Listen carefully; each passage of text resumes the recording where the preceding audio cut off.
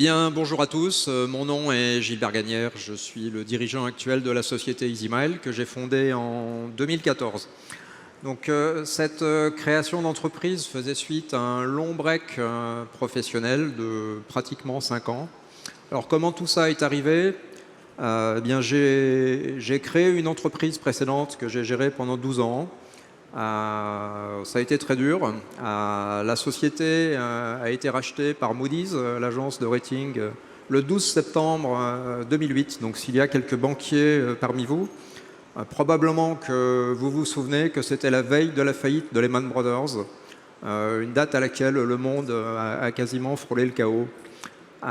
Donc suite à cette session, je me suis consacré à une certaine conquête, mais plutôt la conquête du bonheur. The pursuit of happiness, comme disent les Américains. Et donc j'ai commencé à parcourir le monde avec beaucoup d'activités outdoor. Donc j'ai parcouru le monde depuis les volcans du Kamchatka jusqu'aux fjords de Norvège, à ski avec des pots de phoque, sans pots de phoque, à pied, en vélo, en bus, en train, en avion parfois, avec un gros focus sur l'Asie que j'ai beaucoup parcouru. Notamment les zones rurales de la Chine, l'Asie centrale. J'ai beaucoup voyagé au Japon, en Corée. Et en fait, j'ai habité en Asie pendant 15 ans. Accessoirement, je suis tombé amoureux de Bali, où durant cet épisode interprofessionnel, j'ai trouvé le temps de construire un hôtel que j'opère encore aujourd'hui. Et en fait, ce qui s'est passé, c'est que, au fil du temps, à force de vivre des événements que tout le monde qualifierait d'exceptionnel, d'extraordinaire, eh bien l'extraordinaire devient l'ordinaire. Un peu comme une personne qui irait tous les jours manger dans un 3 étoiles Michelin et qui finirait petit à petit par ne plus ressentir l'émotion qui est liée au caractère extraordinaire du fait qu'on va manger dans un 3 étoiles Michelin. Si vous y allez tous les jours, ça devient votre cantine, c'est votre ordinaire. Et en fait, c'est ce qui m'est arrivé.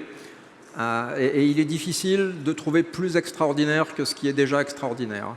Donc en fait, progressivement, je me suis rallié à l'idée que je devrais probablement retourner faire ce que je faisais précédemment, à savoir entreprendre, créer une entreprise.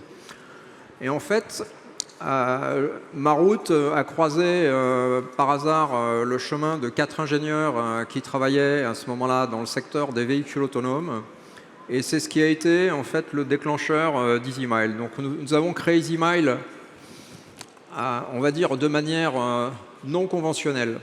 Donc la manière conventionnelle consiste à aller chercher des investisseurs, à faire un business plan sur 5 ans, voire sur 10 ans, à faire des études de marché par des cabinets tels que Roland Berger, etc., pour valider le business plan. En fait, ça ne s'est pas passé du tout comme ça chez EasyMile. On est parti juste 4 ingénieurs, moi, un industriel qui a bien voulu nous suivre, et c'est comme ça que l'histoire a commencé. Alors, où est-ce qu'on en est 7 ans plus tard? Donc EasyMile, c'est aujourd'hui 250 collaborateurs qui sont basés principalement à Toulouse, dont environ 160 ingénieurs recherche et développement, donc c'est une équipe assez conséquente, avec des clients dans 26 pays et des bureaux pour supporter nos clients, bien entendu à Toulouse, mais aussi à Berlin, à Denver, dans le Colorado, à Singapour et à Adélaïde, en Australie du Sud.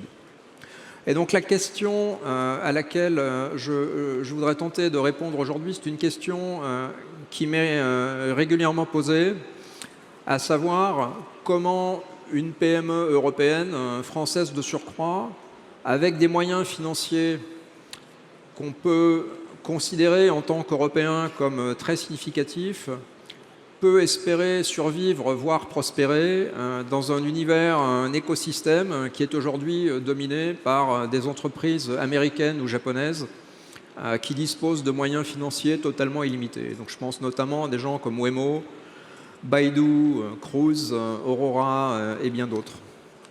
Donc en fait, oui, on peut survivre dans un univers aussi violent que celui-ci, à une condition toutefois, c'est d'éviter absolument la confrontation directe. Donc EasyMile s'intéresse à des marchés de niche qui sont laissés de côté par ces géants qui, par définition, ont besoin de marchés de masse pour prospérer.